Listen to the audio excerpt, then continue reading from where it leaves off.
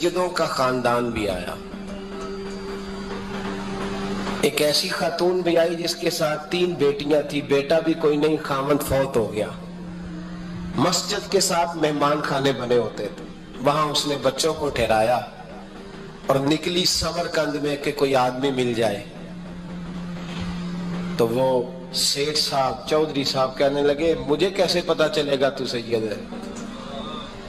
مجھے بتاؤ، کسی کو چوک میں کھڑا کر کے کہا جائے بتاؤ تو کون ہوتا ہے، اس شخص کا کیا اشر ہوتا ہے، کیا حال ہوتا ہے؟ کہا کیسے پتا چلے گا؟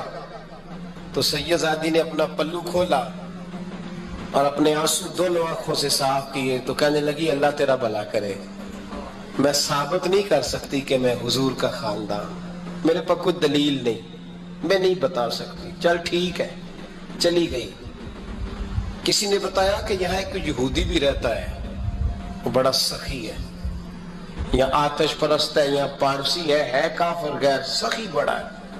اس کے پاس گئی، بیٹھی رہی، لوگ بیٹھے تھے، جب چلے گئے تو قریب گئی، کہنے لگی مجبور ہوں، پریشان ہوں، غریب نہیں ہوں.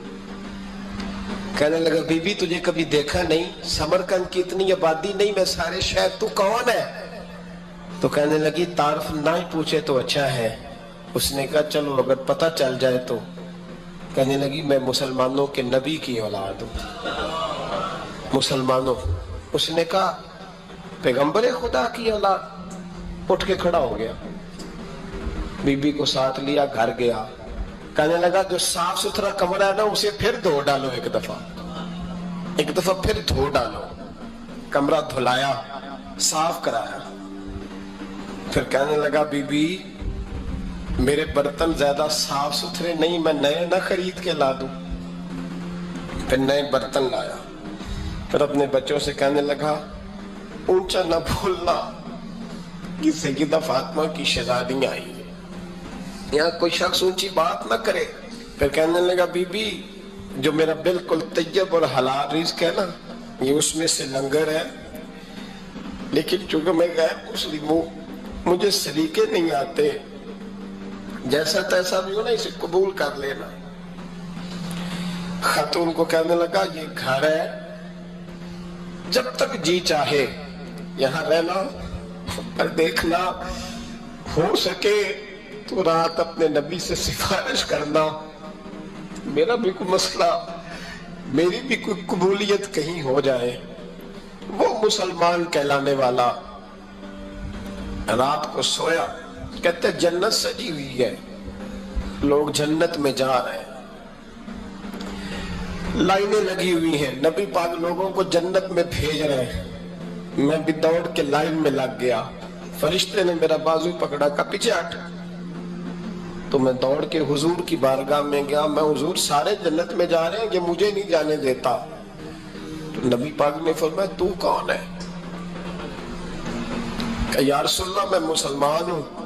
کہتے حضور مجھ سے فرمانے لگے کوئی دلیل ہے تیرے پاس؟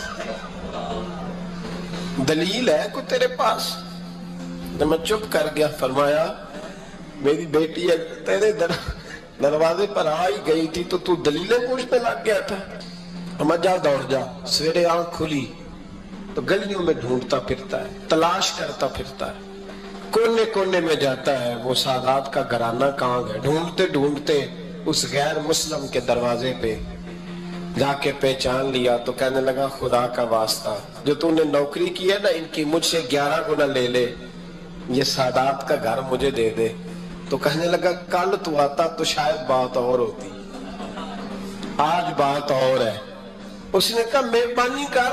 کہا نہیں کل تو آتا تو معاملہ اور تھا، آج معاملہ آج اور ہے، رنگ بدل گیا ہے، حالات تبدیل ہو گئے ہیں، اب تو دیکھتا کیا ہے، جا بیٹھ جا. کہنے لگا نہیں مہربانی کر، دے دے. تو غیر مسلم میں تیرا کیا تعلق؟ کہنے لگا چپ کر، غیر مسلم میں کل تک تھا، کل سے سیدوں سے پیار کیا ہے تو میرے حالات سنور گئے ہیں. وہ جو نظارے تو نے رات خواب میں دیکھے ہیں میں نے جاگتی آنکھوں سے دیکھے ہیں، میں نے جاگتی آنکھوں سے. اور تو نے کسی مفتی پیر عالم کے ہاتھ پہ کلمہ پڑھا ہے، میں نے رات محمد عربی کے ہاتھ پہ کلمہ پڑھا. حضرت عمر जब नारा लगाते ना तो कैसे किस तरह कांपते। सफीर आते रूम के मिलने के लिए तो कहते जाओ उमर नफल पढ़ रहे हैं, टाइम कोई नहीं। एक दिन अंदर मीटिंग हो रही थी, हजरत उमर मीटिंग में बैठे थे, आपके बेटे मिलने आए अब्दुल्ला इब्ने उमर। अब्बा जी अंदर आ जाओ, फरमाया दरवाजे पे खड़ा हो, मैं जरूरी बात कर रहा हूं, अंदर ना आना। जनाब अब्दुल्ला इब्ने उमर कहते मैं दरवाजे पे खड़ा हो गया। थोड़ी देर गुजरी तो इमाम हुसैन भी आ गए। एक हदीस में, एक रवायत में इमाम हसन का लफ्ज भी है। इमाम हुसैन आए, आके अब्दुल्ला इब्ने उमर से कहने लगे, उमर अस्सलामु अलैकुम व रहमतुल्लाहि व